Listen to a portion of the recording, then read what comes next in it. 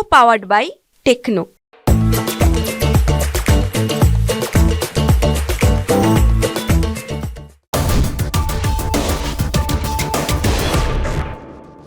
छोटे शेयर में अब सबसे पहला नाम है रिलायंस पावर का। सर इसमें भी हम देख रहे हैं कि काफ़ी ज़बरदस्त मूव देखने को मिल रहा है। हमने रुचित जी से रिलायंस इंफ्रा के बारे में बातचीत करी थी और रिलायंस पावर की जहाँ तक बात है तो इसमें भी हम देख रहे हैं कि लगातार सर्किट लगते हुए दिख रहे हैं।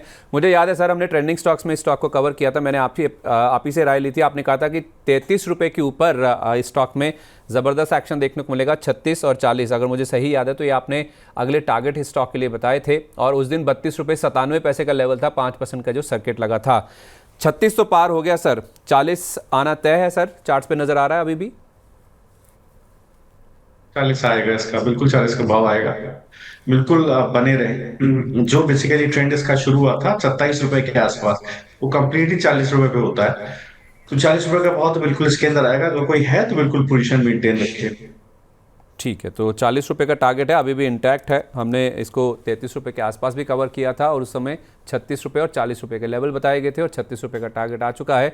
40 रुपये के लेवल अभी भी स्टॉक में आ सकते हैं। स्टॉप लॉस क्या होगा सर, जिनके पास पोजीशन है या जो लेना चाहते हैं? स्टॉप लॉस थोड़ा डीप हो जाता है क्योंकि यहाँ एक ब्रेकआउट बना है, तो स्टॉप लॉस थोड़ा सा डीप हो जाता है। आप क्या करें, अगर आपको स्टॉप लॉस रखना है तो स्टॉप लॉस आप रखें 32 रुपए के आसपास।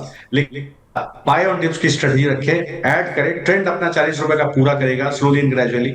ऐसा कुछ मोमेंटम इंडिकेटर में नहीं है जो कि स्टॉक को गिराए। ना ही प्राइस एक्शन में है, ना ही मोमेंटम इंडिकेटर्स में। लेकिन अगर कोई गिरावट होती तो 32 रुपए के आसपास 20 को एक्यूमुलेट कर लीजिएगा। ये आपको धीरे धीरे करके 40 रुपए लेकर के जाएगा। चलिए ठीक है सर, 40 रुपये का टारगेट आ जाएगा, लेकिन 32 रुपये का स्टॉप लॉस लगाना ना भूलें। रिलायंस पावर में 5% के ऊपरी सर्किट लग रहे हैं। गोपाल स्नैक्स, इस स्टॉक में हम देख रहे हैं कि आज लो लेवल से कुछ रिकवरी की कोशिश हो रही है। 375 रुपये के आसपास का भाव फिलहाल देखने को मिल रहा है। 392 इसका 52 वीक हाई था, जहां तक ये जाने की कोशिश कर रहा है। एक महीने में 8% के आसपास का अपमूव स्टॉक में आया है और एक साल में अगर आप देखेंगे तो एक रेंज में ही ये स्टॉक आपको ट्रेड करता हुआ नजर आएगा। महज 3-3.5% के आसपास का ही अपमूव स्टॉक में देखने को मिला है। चार्ट्स क्या बता रहे हैं सर गोपाल स्नैक्स में, जिनके पास हैं या फिर जो फ्रेश एंट्री करना चाहते हैं, दोनों के लिए राय दीजिए। जी तो बिल्कुल, अगर आप देखेंगे स्टॉक को तो मुझे लगता है जो अभी इसके अंदर ब्रेकआउट बना है, ये बेसिकली एक फॉलिंग ट्रेंड लाइन थी करीब अगस्त से। वो एक उसका एक ब्रेकआउट है। तो अब ये ब्रेकआउट सस्टेन होगा, थोड़ा बहुत गिरावट हो सकती है। जनरली ब्रेकआउट में थ्रोबैक्स आते हैं। हो सकता है स्टॉक गिर के दोबारा आपको 355 345 रुपए की जोन में दोबारा गिरते हुए दिखाई दे, लेकिन परेशान नहीं होना है। 338-40 के पास इसका बेस है। ये अगर आप लंबा आप चलाना चाहते हैं तो आपको थोड़ा सा बेस नीचे खींचना पड़ेगा। ये स्टॉक जिस तरह से चला है, ये अपना ऑल टाइम हाई 392 तोड़ेगा और धीरे धीरे 430 के ट्रेजेक्टरी में जाता हुआ दिखाई देगा। तो आपको क्या करना है, इसको अपने बना करके रखना है पोजीशन। तो करीब यहां से मान लीजिए करीब 15-1% का अपसाइड इसके अंदर अभी बाकी है। 15% का अपमूव गोपाल स्नैक्स के स्टॉक में भी देखने को मिल सकता है। वोडाफोन आइडिया ये अगला स्टॉक है जहां पे हम देख रहे हैं कि आज कुछ ब्रोकर्स की रिपोर्ट आई है जिसका इम्पैक्ट देखने को मिला है। कल का न्यूज़ फ्लो तो हमने आपको बताया था कि एजीआर बकाये को लेकर सुप्रीम कोर्ट ने किसी भी तरह से जो रिकम्प्यूटेशन है, दोबारा गणना को लेकर इनकार कर दिया है कि ऐसा नहीं होगा। तो इनको जो जितना भी भुगतान डीओटी की ओर से बोला गया है वो करना होगा। आज नोमुरा की एक रिपोर्ट आई जिसमें उन्होंने जो रेटिंग है उसे अपग्रेड किया है, न्यूट्रल से बढ़ाकर खरीदे किया है। लक्ष्य 15 रुपये का रखा है और कल हमने देखा था इस स्टॉक ने 10 रुपये का जो 52 वीक लो है वो टच किया था और आज ये शेयर 9 रुपये 80 पैसे के भी नीचे फिसला है। 11 रुपये एफपीओ का प्राइस है, उसके नीचे तो स्टॉक गया ही है। लेकिन नोमुरा का मानना है कि जितनी हाल फिलहाल गिरावट हो चुकी है, 2 दिन में शायद 20-24-25% के आसपास गिर चुका है। और दूसरा, जिस तरह का इस पूरी टेलीकॉम इंडस्ट्री का स्ट्रॉन्ग आउटलुक है, बिजनेस आउटलुक है, उस वजह से यहां पे खरीदारी करने के मौके बनते हैं। और यूबीएस ने भी 12 से 24 रुपए की रेंज दी है। 12 रुपए फेयर वैल्यू है और ऊपर में जो टारगेट प्राइस है वो 24 रुपए के आसपास के हैं। तो शेयर में सर आज हमने कोई बहुत बड़ी उछाल तो नहीं देखी है, लेकिन अगर आप इसका चार्ट देखेंगे तो लोअर लेवल से काफी अच्छा उछाल स्टॉक में देखने को मिला है। तो 9 रुपए 89 पैसे वाला जो शेयर है अब हो चुका है 10 रुपए 29 पैसे के आसपास रिकवर होके। तो छलांग नहीं लगाई है, लेकिन रिकवरी बहुत अच्छी देखने को मिली है। क्या ये रिकवरी सस्टेन करेगी? और जिनके पास है या जो खरीदना चाहते हैं, जिन्होंने 19 रुपए के आसपास के लेवल्स भी देखे थे, अब 10 रुपए के आसपास आ गया, उनका एक स्टॉप लॉस दे दीजिए कि इसके नीचे चले जाए तो प्लीज निकल जाएं। मुझे याद पड़ता है हम लोगों ने डिस्कस किया था करीब 13 रुपए 50 पैसे के आसपास की 14 रुपए 60 पैसे स्टॉप लॉस लगाई। मुझे लगता था 11 रुपए 80 पैसे तक तो गिरेगा ही। मुझे उस वक्त अब वो 11.80 का भी जो सपोर्ट था उसने तोड़ दिया। और 10 रुपए 33 पैसे के आसपास का ट्रेडिंग कर रहा है। कोई पुल बैक आता है तो 1180 के पास दोबारा इसमें शॉर्ट्स बन सकते हैं और ये और नीचे की तरफ खिंच सकता है। मुझे लगता है कि इसको अभी प्ले नहीं करना चाहिए। मोमेंटम इंडिकेटर्स ऑब्वियसली ओवरसोल्ड हैं, लेकिन ये ओवरसोल्ड होने के बावजूद मुझे रैली का साइन इसमें, मतलब एक रिकवरी का साइन मुझे नहीं दिख रहा है। मुझे सेल ऑन राइज का ही साइन दिख रहा है। मुझे लगता है कि एक रिकवरी, छोटी सी रिकवरी आप माने तो 10 रुपए 34 पैसे से 11 रुपए 80 पैसे तक की एक रिकवरी आप प्ले कर लें। वो करीब जो शॉर्ट, बहुत ही शॉर्ट टर्म का काम कर रहा है, 15% की रैली है 11 रुपए 80 पैसे, लेकिन 11 से 80 पैसे पे निकल जाए, वहां जरूर निकल जाए, क्योंकि वो एक ब्रेकडाउन जोन है। कई बार इस तरह का ब्रेकडाउन आता है तो पुल बैक्स आते हैं। तो 1180 पे आएगा स्टॉक, अगर तो 14-15% आपको मिल जाएगा, वहां निकल जाइए। 1180 के ऊपर सस्टेन करे थोड़ा समय, कम से कम 2-4 दिन, तब आप इसको दोबारा खरीदिए। तब हो सकता है दोबारा आपको 14 रुपए 20 पैसे 14 रुपए 60 पैसे तक भी जाता दिखे, बट बहुत मुश्किल है।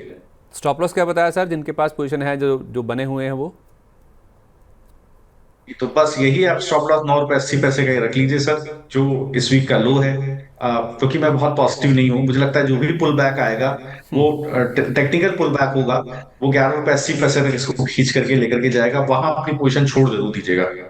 तो पुल बैक 11 रुपये 80 पैसे तक जा सकता है, वहां अपनी पोजीशन से आप निकल जाइए। 9 रुपये 80 पैसे जो कि आज का लो है, उसके आसपास का ही आप स्टॉप लॉस लगा के चल सकते हैं। कल भी हमने आपको बताया था कि 10 रुपये और 9.5 रुपये ये इंपॉर्टेंट सपोर्ट लेवल्स है, जो कि टेक्निकल एनालिसिस के लिहाज से इस स्टॉक के लिए निकल के सामने आ रहे हैं। वक्रांगी, इस शेयर में भी हमने देखा है कि इस हफ्ते काफ़ी अच्छा अपमूव बनता हुआ दिखा है। इन्होंने स्टार हेल्थ इंश्योरेंस के साथ एक करार किया है, उसके बाद स्टॉक में अपमूव बना था। कुछ फंड रेजिंग की भी योजना है, इनकी बोर्ड बैठक होने वाली है, और उसके चलते हमने देखा है कि स्टॉक में पिछले एक साल में तो ये 40% के आसपास चला है, और पिछले अगर आप 5 दिन का भी मूव देखेंगे तो करीब 10% के आसपास की तेज़ी आपको पिछले 5 दिन में नजर आएगी, और 6 महीने में भी आप देखें तो 20% के आसपास की तेज़ी स्टॉक में देखने को मिल चुकी है। छोटा टिकट साइज है सर, रिटेल निवेशक बहुत ज़्यादा अट्रैक्ट होते हैं। पहले तो ये बताइए कि इस शेयर में किसी को रहना चाहिए, और जिनके पास हैं उनको क्या करना चाहिए? सब रहना तो नहीं चाहिए सही मामले में देखा जाए, क्योंकि बेसिकली एक तरह से देखा जाए मेजरली कॉर्पोरेट एजेंट है कंपनी। कंपनी को अगर देखें तो बीएफएसआई एटीएम सेगमेंट में, ई कॉमर्स लॉजिस्टिक्स में कंपनी के पास कॉर्पोरेट एजेंसीज हैं। तो उसके अंदर पीएसयू बैंक्स है, इंश्योरेंस है, जिसमें केयर हेल्थ है, एचडीएफसी, आदित्य बिरला है, टाटा एजी है, और दूसरा जियो बिल पे, अमेजोन, फेडेक्स वगैरह से, नेटमेंट वगैरह से इसके टाइप्स हैं। तो इस तरह के बिजनेस में देखिए, कोई एंट्री बैरियर बहुत लो होता है और कंपटीशन बहुत हाई है। तो मुझे नहीं लगता कि यहाँ पर लंबी अवधि के हिसाब से कुछ करना चाहिए। हाँ, अभी टेक्निकल राय इसके अंदर बनती है कि अगर आप देखें, एक फॉलिंग ट्रेंड लाइन बनती है फरवरी से लेकर के, उसका ब्रेकआउट स्टॉक ने दिया है। तो अब करना क्या चाहिए, अगर आप कोई बहुत छोटे स्टॉक में ट्रेड ही करना चाह रहा है, तो जो इस वीक का ही लो है 21 रुपए का, उसको पकड़ ले स्टॉप लॉस। कोई भी डिप मिले अभी खरीदे, 20 स्टैगर्ड एंट्री करे, थोड़ा थोड़ा पैसा डाले, और इसको 22 रुपए तक ऐड करे, 22 रुपए के नीचे ना जाए। एक स्टॉप लॉस आप लेकर के रखेंगे, जो इस वीक का लो है, दैट इज समराउंड 20 रुपए 80 पैसे। स्लोली एंड ग्रेजुअली अगर स्टॉक ये चलता है तो ये आपको 28 रुपए 30 पैसे, और इसके बाद अपना 32 रुपए तक आपको एक बार मूव देखने को मिल सकता है। तो ये टेक्निकल एक बार पुल बैक आपको, मतलब मान लीजिए 32 रुपए गया तो 35% का टारगेट अचीव होता है। तो ये आप बिल्कुल ट्रेडिंग पर्सपेक्टिव से बिल्कुल उसको ले सकते हैं। ट्रेडिंग पर्सपेक्टिव से आप चाहें तो वक्रांगी में पोजीशन ले सकते हैं। एक आईएफएल फाइनेंस का शेयर सर बच गया था, हालांकि छोटे शेयर में तो क्वालिफाई नहीं होता, लेकिन चूंकि आज का बड़ा न्यूज़ फ्लो है, मार्च में इनके ऊपर रोक लगाई गई थी। जो नए गोल्ड फाइनेंसिंग ये करते हैं, जो लोन देते हैं, उसमें आरबीआई ने रोक लगा दी थी, बैन कर दिया था। अब वो जो बैन है लिफ्ट कर दिया गया है, उसके ऊपर से बैन हटा लिया गया है। तो अब ये नए फ्रेश गोल्ड लोन्स जो हैं उनको दे सकते हैं, कोई ऐसी दिक्कत की बात नहीं है। और स्टॉक उसने रिएक्ट करता हुआ दिखा भी है। आज दिन के दौरान तो हमने देखा कि 560 रुपये तक भी ये स्टॉक चला गया था, काफ़ी अच्छा मूव था। फिलहाल आप देखेंगे तो करीब 8.5% के आसपास की तेज़ी है, 538 रुपये के आसपास ट्रेड कर रहा है आईएफएल फाइनेंस में। सर और कितना अप मूव बाकी है सर? देखिए, जब ये हुआ था इम्पोज 4 मार्च को, उसके बाद अगर आप स्टॉक को देखेंगे तो जो गोल्ड लोन का ईवन था वो 26,000 करोड़ से घट के 12,000 करोड़ फर्स्ट क्वार्टर में इन्होंने रिपोर्ट किया था। तो 10 लाख से ज्यादा अकाउंट क्लोज हो गए थे। तो 13,500 से ज्यादा इन्होंने बैंक्स को रिपे कर दिया था, गोल्ड लोन लिक्विडेट करके। तो यहाँ पर देखिए, अगर ये चीज होती है तो अगेन इनको मार्केट शेयर इंप्रूव करने में कहीं ना कहीं इसमें फायदा होगा। तो वैसे भी बहुत अच्छा परफॉर्मेंस क्यू में नहीं था। कंसोलिडेटेड लो न्यूयम देखे 2% ही वाई और सिक्वेंशियली 12% डिग्रोथ देखने को मिली थी।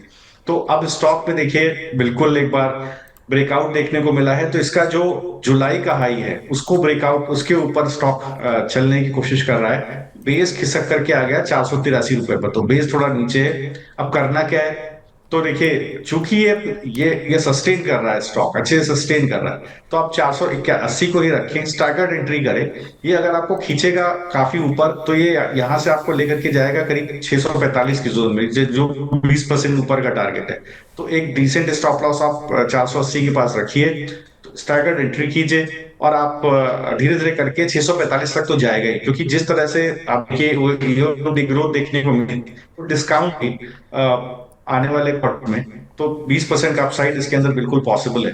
तो टारगेट आप अपना रख सकते हैं 640। 640 का टारगेट, 480 रुपये का स्टॉप लॉस रखें। आईएफएल फाइनेंस में अभी भी तेजी बाकी नजर आ रही है स्टैगर्ड वे में, यानी कि आप धीरे धीरे इसमें खरीदारी करके चल सकते हैं। इस बीच आज एक बाजार का अपडेट आपको देते हैं। 25,700 का लेवल जो है, जो निफ्टी ने पार किया है, 25,725.60, ये नया रिकॉर्ड हाई लेवल है जो कि निफ्टी ने आज के सेशन में टच किया है। और बैंक निफ्टी तो रिकॉर्ड हाई टच कर ही रहा है, आज 53,500 का लेवल भी पार हुआ। 53,559 का जो लेवल है वो बैंक निफ्टी ने नए रिकॉर्ड हाई के तौर पर लगाया। तो नए रिकॉर्ड हाई पे बाजार है। हफ्ते का आखिरी कारोबारी दिन होने के बावजूद इतनी बढ़िया खरीदारी हो रही है, तो इस बेहतर मौके का सबसे अच्छा फायदा इसी तरह से उठाया जा सकता है कि सर आप भी बता दीजिए कौन से स्टॉक्स हैं जहां पे आप रेकमेंड कर रहे हैं कि अभी खरीदारी करनी चाहिए। देखिए मैं थोड़ा सा अलग हटके यहाँ पर स्टॉक देना चाहूंगा। एक एनटीपीसी पे जरूर ध्यान रखिएगा। टेक्निकली आप देखेंगे तो पिछले 8 वीक के कंसोलिडेशन जोन का ब्रेकआउट दिया स्टॉक ने, और सबको पता है कि लार्जेस्ट पावर जनरेटर है, एक बड़ी सप्लाई है स्टेट पावर यूटिलिटीज को। और लंबे अवधि में भी देखेंगे तो 2024 से 2028 के बीच में जो पावर डिमांड है वो 7% कैगर से ग्रो करने का अनुमान है।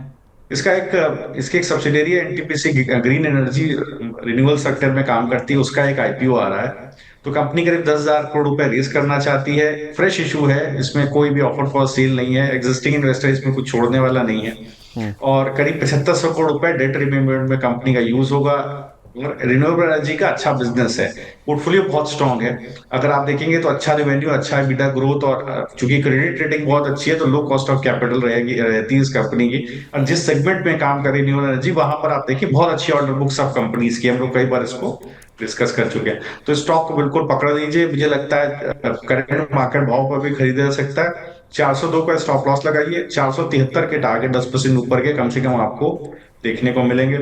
दूसरा है केपीआर में। अगर आप केपीआर को देखेंगे तो मैं काफी इसको समझने की कोशिश कर रहा था, लेकिन मुझे ऐसा कुछ इसके अंदर फंडामेंटली देखने को नहीं मिला। बट टेक्निकल एक बड़ा ब्रेकआउट मुझे जरूर इसके अंदर देखने को मिला। टेक्सटाइल अपैरल के अंदर कंपनी का मेजर काम है। इसके अलावा शुगर एंड एथेनॉल में भी कंपनी काम करती है, और जो ग्रीन पावर प्रोजेक्ट है वो बेसिकली इसके खुद के फैसिलिटीज को ही पावर सप्लाई करते हैं। और अगर आप परफॉर्मेंस देखें तो फर्स्ट क्वार्टर का परफॉर्मेंस देखें तो फ्लैटिश रेवेन्यू रहा था 1610 करोड़ के आसपास, और एबिडा मार्जिन भी अगर आप देखें तो 20% के आसपास फ्लैटिश रहा था। तो मुझे लगता है यहाँ पर, लेकिन अगर आप स्टॉक को देखें तो एक अच्छा प्राइस वॉल्यूम ब्रेकआउट स्टॉक के अंदर देखने को मिला है। 934 का भाव है, डिस्क्लोजर है, क्लाइंट्स को रिकमेंडेड था नीचे के भाव पर। तो 872 का स्टॉप लॉस है, थोड़ा डीप हो गया, बट आप स्टैगर्ड एंट्री कर सकते हैं, बाय एंड डिप्स रख सकते हैं। 1080 का टारगेट है, 15% ऊपर का, मुझे लगता है यहाँ पर रैली हो सकती है फर्दर। केपीआर मिल में 1080 का टारगेट है, 872 रुपये का स्टॉप लॉस, थोड़ा डीप स्टॉप लॉस हो गया, लेकिन आप धीरे धीरे खरीदारी करें। 953 के आसपास फिलहाल ट्रेड कर रहा है। और दूसरा नाम है सरकारी पीएसयू पावर कंपनी है, एनटीपीसी का 473 का टारगेट, 402 रुपये के आसपास का आपको स्टॉप लॉस रखना है। सर केवल एनटीपीसी में एक ही चीज़ बता दीजिए, आपने एनटीपीसी ग्रीन एनर्जी के आईपीओ की बात करी, वो बड़ा ट्रिगर है स्टॉक के लिए। उस आईपीओ में सर मैं जो रीड कर रहा था, उसका जो ऑफर डॉक्यूमेंट है उसके हिसाब से 10% कोटा इनके शेयर होल्डर्स के लिए रिजर्व्ड है।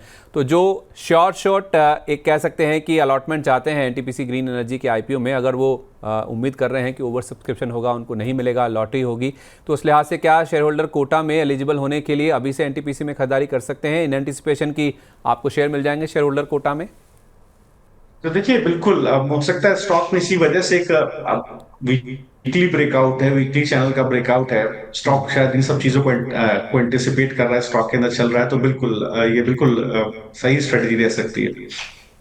चलिए, तो एनटीपीसी ग्रीन एनर्जी का आईपीओ आने वाला है, उसमें जो शेयर होल्डर कोटा है उसके लिए एलिजिबल होने के लिए भी आप एनटीपीसी के शेयर में खरीदारी कर सकते हैं। 10% के आसपास की और अप मूव स्टॉक में आ सकती है। 473 रुपये का टारगेट लेके आप एनटीपीसी में कर सकते हैं खरीदारी। शरद सर, आपका बहुत बहुत धन्यवाद, आज आप कार्यक्रम में शामिल हुए। इससे पहले कि हम आपसे विदा लें, कोई डिस्क्लोजर जो आप शेयर करना चाहेंगे सर?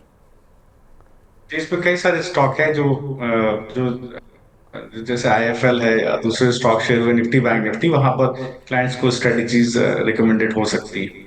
चलिए सर, बहुत बहुत धन्यवाद आज कार्यक्रम में शामिल होने के लिए और अपने जो पिक्स हैं वो हमारे साथ आज के सेशन में शेयर करने के लिए। को पावर्ड बाय टेक्नो।